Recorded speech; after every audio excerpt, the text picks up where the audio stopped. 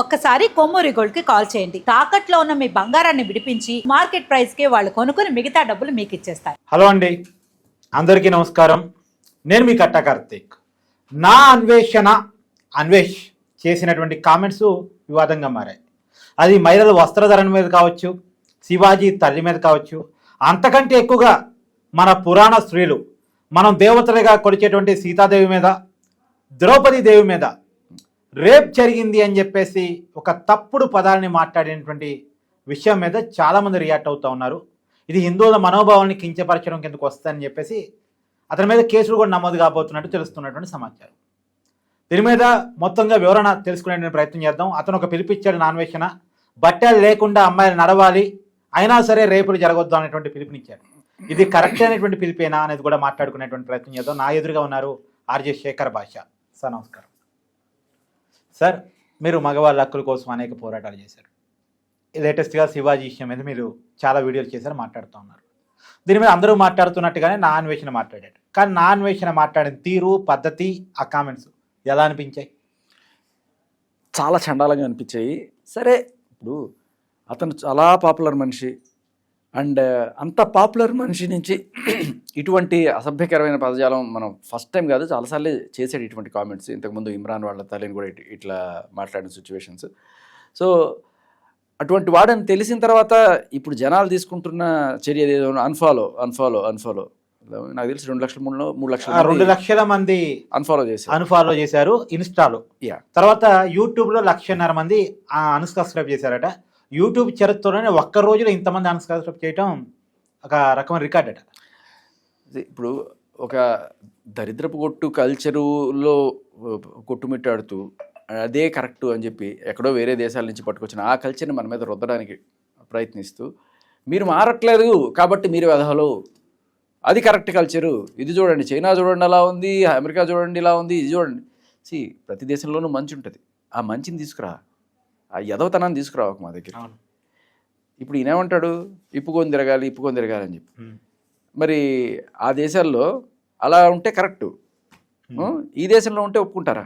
నేను ఒక ప్రపోజల్ పెట్టాను సార్, ఇప్పుకొని తిరగటం మీద ఒక మహిళలకు పిలిపించాడు కాబట్టి అది మొదట అన్వేషణ నుంచే స్టార్ట్ అయితే ఎందుకు అమ్మాయిలకే, అబ్బాయిలకు కూడా అది. ఇప్పుడు అమ్మాయిలకో రూలు అబ్బాయిలకో రూల్ కాదు కదా, అది అబ్బాయిలు కూడా పాటించి నాన్వేషణ నుంచే స్టార్ట్ చేస్తే ఎలా ఉంటుంది అనేది. అబ్బాయిలకు ఎందుకు పాటించాలి? నువ్వు పాటించు, నువ్వు చెప్పావు కదా, అబ్బాయిలు ఎందుకు పాటించాలి? నువ్వే చెప్పు, నువ్వు చెప్పావు కదా, నువ్వు చేసి చూపించు ఫస్ట్.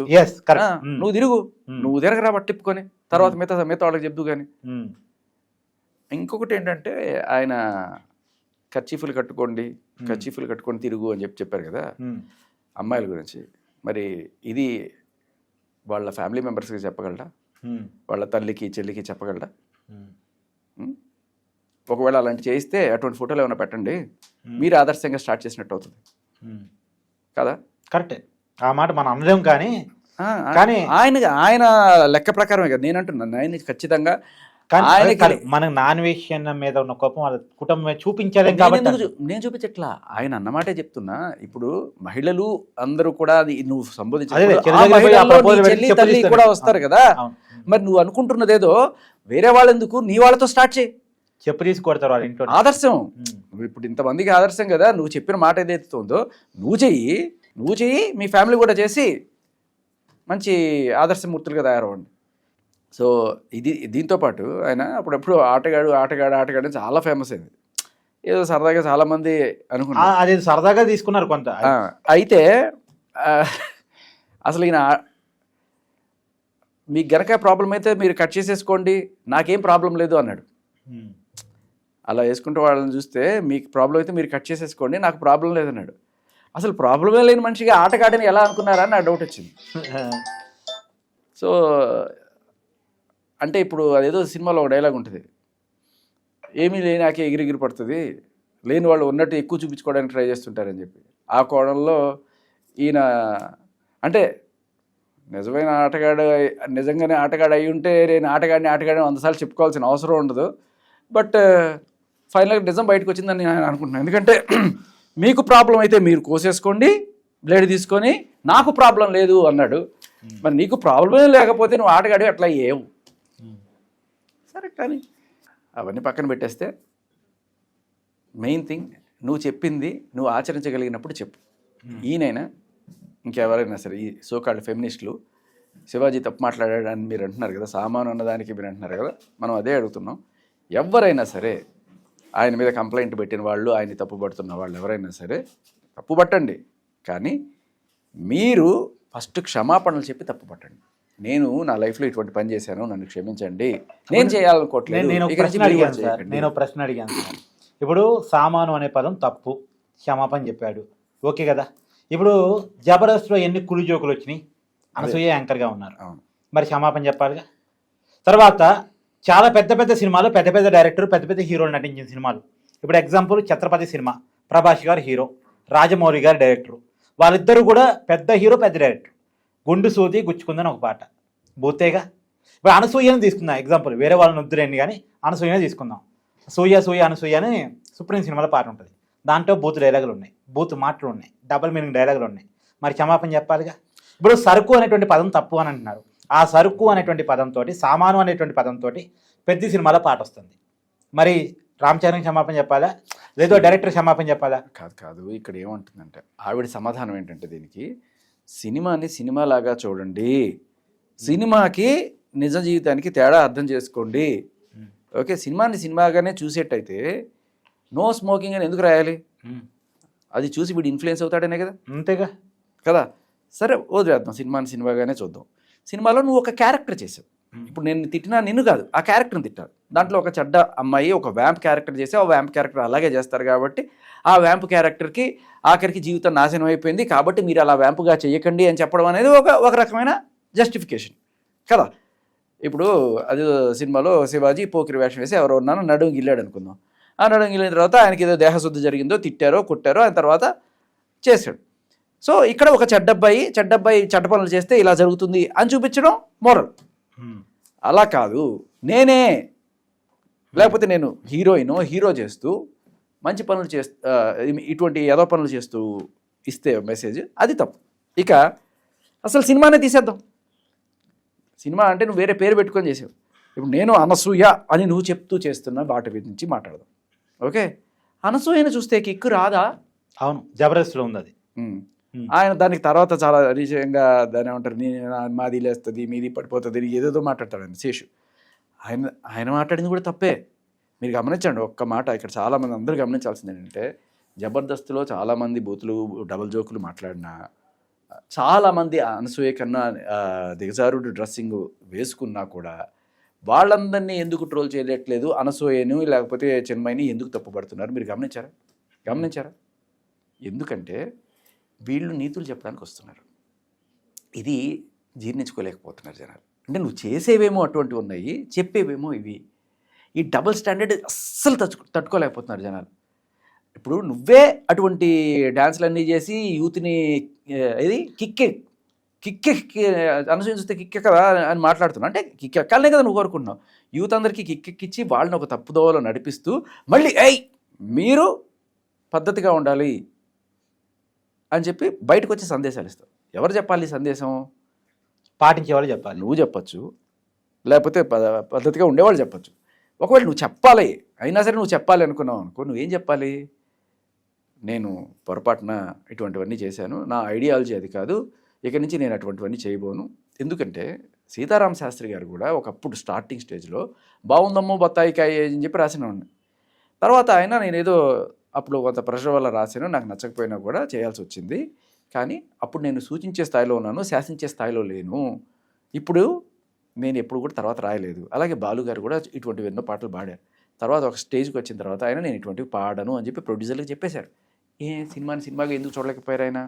సంస్కారం అంటే మనిషికి. సరే సినిమా వదిలేండి సార్, సినిమా వదిలేండి. ఆడియో ఫంక్షన్ అయితే రియాలిటీగా జనం ముందుకు వచ్చి పెట్టేయగా. అక్కడ కూడా హీరోలేమో నిండుగా బట్టలేసుకుని వస్తారు, పెద్ద మనుషులాగా గౌరవంగా పెద్ద బట్టలేసుకుని వస్తారు. హీరోయిన్లకు వచ్చేసరికి ఏమో వాళ్ళు వేసుకోవడం కదా, వాళ్ళతో వేపిస్తారు, మీకు తెలియదు కాదు, వాళ్ళతో టేపిస్తారు గ్రామర్ షో కోసం, గ్లామర్ డాల్ కోసం. ఈ కల్చర్ని జనం మీద రుద్ది హీరోయిన్లు అంటే గ్లామర్ డాల్స్, హీరోయిన్స్ అంటే లవర్స్, అంటే హీరో లవ్ చేయడం కూడా మనకు వచ్చే ఒక సాధనం. సినిమాలు అట్నే కదా చేస్తుంది. హీరోయిన్స్కి ఎక్కడ క్యారెక్టర్ ఇస్తున్నారు, ఎక్కడ మంచి పాత్ర ఇస్తున్నారు అసలు?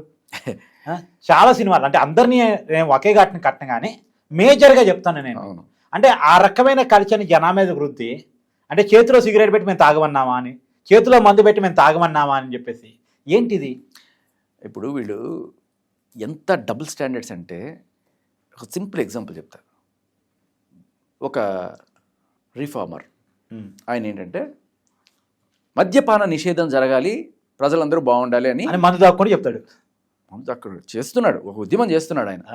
ఎవరు చేస్తారు? మందు తాక్కుంటూ చెప్పడం కాదు, ఆయన ఉద్యమం చేస్తున్నాడు. ఆయన చాలా చాలా ఉద్యమాలు చేసి పెద్ద రియాలిటీ చేస్తున్నాడు. ఓకే, చేస్తున్నాడు. అయితే తర్వాత కొన్నాళ్ళకి ఎవడో ఇట్లాగే నీలాగా ఒక స్టింగ్ ఆపరేషన్ చేసి ఈయన అసలు ఏం చేస్తాడంటే, ఆయనకు ఒక లిక్కర్ షాప్ ఉందంట. ఏముంది? లిక్కర్ షాప్ ఉందంట. ఆయన రోజు జనాలకి మందు అమ్ముతూ బయట మరి ఏదో ఒక పబ్లిసిటీ కోసమో లేకపోతే ఒక మంచి పోస్ట్ గవర్నమెంట్లో ఏదైనా తెప్పించుకోవడం కోసం, ఒక పొలిటికల్ లీడర్ అవ్వడం కోసం బయట అన్నీ ఇలా చెప్పేసి ఆయన అమ్మేదేమో ఇది వంట. ఇప్పుడు ఈ బయటకు వచ్చిన తర్వాత అప్పటిదాకా అభిమానించిన నేను, ఓకే అరే మన నాయకుడు రా మద్యపానం నిషేధించడానికి వచ్చాడు అనుకుని నేను, ఏ పొద్దుందా నీకు అసలు, నువ్వు చెప్పేదేంటి చేసేదేంటి అంటాం కదా. ఇప్పుడు వీళ్ళకి జరిగింది కూడా అదే. ఇప్పుడు వీళ్ళు బతికేది దేని మీద? ఈ సోకాళ్ళు నటించే హీరోయిన్ల గురించి మాట్లాడలే, అంటే మహానటి సావిత్రియో లేకపోతే వీళ్ళ గురించి కాదు. ఓన్లీ ఒక ఐటమ్ సాంగులు చేసుకొని 4-5 గ్లామర్ షోలు చేసేసుకొని వెళ్ళిపోయే హీరోయిన్లు ఎవరైతే ఉన్నారో, ఆర్ ఎల్స్ ఈ గ్లామర్ మీద సర్వైవ్ అవ్వాలి అనుకునేవాళ్ళు, సినిమాల్లోనే కాదు ఇన్స్టాగ్రామ్లో కూడా ఇటువంటి అంగాంగ ప్రదర్శన చేసుకుంటూ డబ్బులు సంపాదించుకోవాలనుకునే వాళ్ళు ఎవరైతే ఉన్నారో, వీళ్ళందరూ బతికేదే ఇటువంటి కామం ప్రకోపించే దీని మీద. సార్ నేను ఒక విషయం చెప్తాను సార్. కాదు, ఒక మాట మందమ్ముతావు, జనాలకి అందరికీ మందు తాగండి అని అలవాటు చేస్తావు. అంటే నువ్వు ఐటమ్ సాంగులు చేస్తావు, జనాలందరికీ ఒళ్ళు చూపించి వాళ్ళందరినీ కూడా అట్రాక్ట్ చేసేట్టు చేస్తావు. బయటకు వచ్చి మందు తాగడం తప్పు అని చెప్తావా? నీకేమో అంటే ఒకవేళ కనుక నువ్వు చెప్పింది నిజమయ్యి ప్రతి ఒక్కరు కూడా మందు తాగడం మానేస్తే నీ లిక్కర్ షాప్ పరిస్థితి ఏంటి? ఓకే, నువ్వు లిక్కర్ షాపు పెట్టుకొని మందు తాగద్దు అని చెప్పి బయటికి చెప్పడం అనేది ఒక సూడో ఉద్యమం. అలాగే సూడో ఫెమినిజం అనేది ఉంటుంది. అదేంటంటే మీరు సంపాదించుకోవడానికి మీరు బూతులు పాడతారు, బూతు డ్యాన్సులు వేస్తారు, బూతు మాటలు మాట్లాడతారు, కానీ బయటకు వచ్చి అపర నీతులు చెప్తుంటారు. ఇప్పుడు నీతులు చెప్పడానికి వచ్చేసరికి నేను ఒక మాట చెప్తాను. ఒకప్పుడు గాంధీ గారిని ఒక స్కూల్కి పోయినప్పుడు మా పిల్లవాడితో బెల్లం మానిపించాలండి, మీరు చెప్తే మానతాడు, మేము చెప్తే వింటలేదు, మీరు పెద్దవాళ్ళు కాబట్టి మీరు చెప్తే ఖచ్చితంగా బెల్లం తింటే మానేస్తాడు అని గాంధీ గారిని ఒక తల్లి అడిగిద్దారు పిల్లవాడికి చెప్పమని. గాంధీ గారు నాకు ఒక నెల సమయం కావాలని అడుగుతాడట. నెల సమయం కావాలని అడిగితే సరే మరొక నెల తర్వాత ఆ స్కూల్కి వస్తాడు. ఆ పిల్లవాడికి బెల్లం తినకరా నాన్న అని చెప్తాడు. ఈ మాట చెప్పడానికి నెల రోజులు ఎందుకు సమయం తీసుకున్నారని ఆ తల్లి గాంధీ గారిని అడిగిద్దట. అమ్మ నాకు కూడా బెల్లం తినే అలవాటు ఉంది, నేను ఆ అబ్బాయికి చెప్పాలంటే ముందు నేను మానేయాలి కదా, అందుకే నేను మానేసి వచ్చానని చెప్తాడట. ఇలా ఉండాలి నీతులు చెప్పడానికి. అంతే, అబ్సల్యూట్లీ. పాయింట్ ఏంటంటే ఇక్కడ నీతులు చెప్పడానికి కారణం ఏంటి? ఫస్ట్ పాయింట్ కారణం ఏంటంటే వీళ్ళు ఒక మహిళా నాయకురాల్లాగా ఎక్కడైనా సరే మహిళ మీద ఏదైనా ఒక కామెంట్ వస్తే దానికి మేమే ఇది రాస్తారు కదా, వాయిస్ ఆఫ్ ఉమెన్ అని పెట్టి ఒక 5 మంది పేర్లు పెట్టారు దాని కింద. సో ఒకసారి వీళ్ళకి నిజంగా ఉందా అంత చరిత్ర, నిజంగా ఉన్నవాళ్ళైతే అండ్ వీళ్ళని ఎవరన్నా ఎన్నుకున్నారా ఈ మహిళలు? ఈ 10 కోట్ల మంది తెలుగు మహిళలు ఎవరన్నా సరే మీరు మా నాయకురాలుగా రండి, మీరే మా నాయకురాళ్ళు, ఒక చిన్మయి ఒక అనసూయ చెప్తేనే వీళ్ళకి బుద్ధి వస్తుంది మగాళ్ళకి అని చెప్పి ఎవరన్నా ఎన్నుకున్నారా? లేదు. నిజానికి వీళ్ళందరూ చీ కొడుతున్నారు వీళ్ళని. మామూలుగా ఇవాళ అమ్మాయిలు ఆడవాళ్ళు కూడా పచ్చి పొట్టు తిడుతున్నారు వీళ్ళని. అవును. అండ్ మీరు అనుకుంటున్నారు నా అన్వేషణే ఇది చేస్తున్నారని చెప్పి. ఇటువంటి నీతులు చెప్పే అలాగే డబుల్ స్టాండర్డ్స్ ఉండే మహిళలకి అన్ఫాలోయింగ్ గట్టిగా జరుగుతుంది బయట. ఒకసారి మీ మొబైల్ తీయండి, ఒకసారి చెప్తా. సుమా గారి ఇన్స్టాగ్రామ్కి వెళ్ళండి, అది ఫేస్బుక్కి వెళ్ళండి. ఓకే, ఎంతమంది ఫాలోవర్స్ ఉన్నారు సార్? 1.5 మిలియన్. ఒక్కసారి అనసూయకి వెళ్ళండి, 1 మిలియన్. 1 మిలియనా? ఎవరికైనా సుమగారు ఎక్కువ. అంటే సుమగారు కేవలం యాంకర్ మాత్రమే, ఆమె సినిమా యాక్ట్రెస్ కూడా, సినిమాలో నటి కూడా అనసూయ. ఐటమ్ సాంగ్లు చేశారు, యాక్ట్రెస్గా నటించారు, చేశారు. ఎందుకు సుమగారికి ఇంత అభిమానం? కేవలం యాంకర్ మాత్రమే. తనేమి రీల్స్ చేయరు, తనేమి పెద్దగా ఫోటోషూట్లు అవి ఇవి పెద్దగా ఏం పెట్టుకోరు, తను కేవలం తన మాటలతో జనాన్ని కట్టిపడేస్తారు. కానీ సుమగారికి ఎందుకు ఫాలోయింగ్ ఉన్నారు? రియాలిటీలో మనం అర్థం చేసుకున్నప్పుడు అంటే ఏమాత్రం ఏ రోజు బాడీ చూపించలేదు సుమగారు. ఇక్కడ ఈవిడ ఫాలోయర్స్ వేరు, ఈవిడ ఫాలోయర్స్ వేరు కంప్లీట్గా. ఈవిడ ఫాలోయర్స్ ఎవరు? చాలామంది మహిళలు ఉంటారు, ఫ్యామిలీలు ఉంటారు, పిల్లలు ఉంటారు, అందరూ ఉంటారు. అది ఈవిడ లేదు ఇక్కడ వినాల్సింది కార్తిక్, ఈవిడ ఫాలోయర్స్ ఎవరు ఎక్కువగా గ్లామర్ని ఇష్టపడేవాళ్ళు, అంగాంగ ప్రదర్శన ఇష్టపడేవాళ్ళు, లేకపోతే కొన్ని కొన్నిసార్లు ఆ డబుల్ మీనింగ్ బూత్ జోకులు వినడానికి ఇష్టపడే వాళ్ళ ఎక్కువ మంది దీనికి ఉంటారు. వీళ్ళలో ఎవరుంటారు ఎక్కువగా? యూత్ ఉంటారు. ఆ యూత్లో కూడా ఎవరుంటారు? వల్నరబుల్, నువ్వు నేను కాదు, వల్నరబుల్ ఏజ్లో మేబీ ఒక 13 ఏళ్ళు, 14 ఏళ్ళు, 15 ఏళ్ళు, 18 ఏళ్ళు, వీళ్ళందరికీ కూడా నిజమేది మంచేది అనే ఒక మీమాంసలో ఉండేవాళ్ళు ఎక్కువ మంది ఉంటారు. సో ఒకవేళ చెడిపోవడానికి ఆస్కారం ఉండే వాళ్ళకి కూడా ఆ ఏజ్ వాళ్ళు విపరీతమైన ఫాలోయింగ్ ఉంటుంది. ఎందుకంటే మేబీ ఆ గ్లామరు, ఆ అట్రాక్షన్ వల్ల ఉండొచ్చు. ఇవాళ వీళ్ళందరూ కూడా ఎవరైతే తప్పు పడుతున్నారో, ఈవిడ చేసింది తప్పు తప్పు తప్పు అని చెప్తున్నారో, అంటే ఈవిడ ఏం తిడుతుంది? మగాళ్ళని వీళ్ళనే తిడుతుంది. మళ్ళీ వీళ్ళే కదా ఈమోకే, నువ్వు నేను కాదు, మీద పడి లేకపోతే విపరీతంగా కామెంట్లు పెట్టి చేసే వాళ్ళందరూ ఎవరు? ఈమోకే. ఈవిడ ఫాలోయర్సే ఇటువంటి పనులన్నీ చేస్తుంటారు. అటు ఈవిడ ఫాలోయర్స్ని ఈవిడే తిట్టుకుంటుంది బేసికల్లీ, అంతే కదా, నువ్వు నేను కాదు కదా. ఈవిడ ఫాలోయర్స్ని ఈవిడే తిట్టుకుంటుంది. వాళ్ళు నాన్న పొట్టు పొట్టు తిట్టుతున్నప్పుడు సిగ్గు లేకుండా వాళ్ళు ఇంకా అందులోనే ఉంటారా, లేదు బయటకు వస్తారా? ఓకే, ఇప్పుడు ఏంటంటే ఇంకో మాట, నేను ఒక్క మాట కంప్లీట్ చేయండి. ఇందాక కూడా ఎందుకు ఫాలోవర్స్ చెక్ చేయించానంటే, ఎగ్జాంపుల్ ఒక రాంగ్ ఉంది ఇండస్ట్రీలో, ఇలా అయితేనే జనం అంటే కమర్షియల్ వైబిలిటీ ఉంటుంది, ఇలా అయితేనే టాలెంట్ అంటే ఎంకరేజ్ చేయబడిద్ది, ఇలా అయితేనే అవకాశాలు వస్తాయని చాలా మంది అనుకుంటా ఉంటారు. కానీ వస్తాయి, అది నిజం, నువ్వు చెప్పేది అబద్ధం కాదు. నేను ఎక్కడ వీళ్ళు మిస్ అవుతారంటే, నువ్వు అంగంగా ప్రదర్శన చేస్తూ లేకపోతే ఇటువంటి పోస్టులు పెడుతున్నావు అంటే ఖచ్చితంగా నీకు ఫాలోయింగ్ ఉంటుంది, ఖచ్చితంగా ఉంటుంది ఫాలోయింగ్. కానీ ఈ ఫాలోయింగ్ ఎప్పుడు పడిపోతే చెప్పనా, అవి చేస్తూ సడన్గా నేను మీరందరూ వెధవలు, ఇటువంటి పనులన్నీ చేయకండి, అమ్మాయిని అలా చూడకండి, ఓగో నేను ఇలా చూపిస్తాను కానీ మీరు నన్ను కామంతో చూడకూడదు, నేను ఇలా చూపిస్తాను మీరు నన్ను కామంతో చూడకూడదు సుమి, అది మీ తప్పు సుమి అని ఇటువంటి మాటలు మాట్లాడితే ఆ ఫాలోయర్ ఎవడైతే ఇప్పటిదాకా ఫాలో వాడు సర్రమని మండి అప్పుడు అన్ఫాలోయింగ్ జరుగుతుంది. నీ పని ఏంటి, నువ్వు చేసుకో. ఇప్పుడు ప్రాస్టిట్యూట్స్ ఉన్నారు, వాళ్ళు బతుకులు వాళ్ళు బతుకుతున్నారు, అలాగే మోడల్స్ ఉన్నారు, వేరే మైల్ గురించి వాళ్ళ బతుకులు వాళ్ళు ఎవ్వరూ కూడా వాళ్ళ బతుకుల్ని మనం టార్గెట్ చేయం. మా నాన్న వాడిని బతకనివ్వండి, అది సమాజంలో కొంత యాక్సెప్టెడ్ దరిద్రం అది, అయినా కూడా సరే బతుకుతున్నారనే కోణంలో చూస్తారు తప్ప. ఇప్పుడు ఒక ప్రాస్టిట్యూట్ మహిళ వచ్చి, ఇదిగో రోజు మీరందరూ కూడా సంసారాలు ఎవరైతే ఉన్నారో మీరందరూ అలా చేయకండి, రోజు నా అలాగా తిరగండి, ఒక నలుగురితో ఉండొచ్చు, బోళ్ళంత డబ్బులు సంపాదించుకోవచ్చు, నేను చూడండి ఎంత ఇదిగా ఉన్నాను అని చెప్పి మీరు చూడండి, మీరు మొగుడు పైసలు ఇస్తే కానీ మీరు బతకలేని స్టేజ్లో ఉన్నారు, నేను చూడండి బెంజ్ కారు కొనుక్కున్నాను, పెద్ద బిల్డింగ్ కొనుక్కున్నాను, పిచ్చిలో ఉండకండి, భ్రమలో ఉండకండి. సంసారం ఇవన్నీ కూడా ట్రాష్, ఆడదాన్ని అణిచిపెట్టడానికి చేసిన ఇవి, వాడు పని చేయించుకోవడానికి మిమ్మల్ని పిల్లల్ని మిషన్లాగా వాడడానికి చేసిన ఈ కుట్ర, మీరంతా కూడా ఈ ట్రాప్లో పడకండి, హాయిగా నలుగురితో తిరగండి, 4 బిర్యానీలు తినండి, అందులో ఏదో ఒకటి బాగుంటుంది, 100 మందితో తిరగండి, ఇలాంటివన్నీ చెప్పింది అనుకోండి ఎవరన్నా చెప్తే ఎలా ఉంటుంది? వీళ్ళని ఏం చేయాలి? బ్యాన్ చేయాలి ఫస్ట్ సొసైటీ నుంచి. అట్లా చెప్పేవాళ్ళు మీ పని మీరు చేసుకుని ఏదో బతుకుతున్నారు, అంతవరకు ఓకే. కానీ సొసైటీనే నాశనం చేయడానికి మీరు వస్తే అప్పుడు మనం ఏం చేయాలి?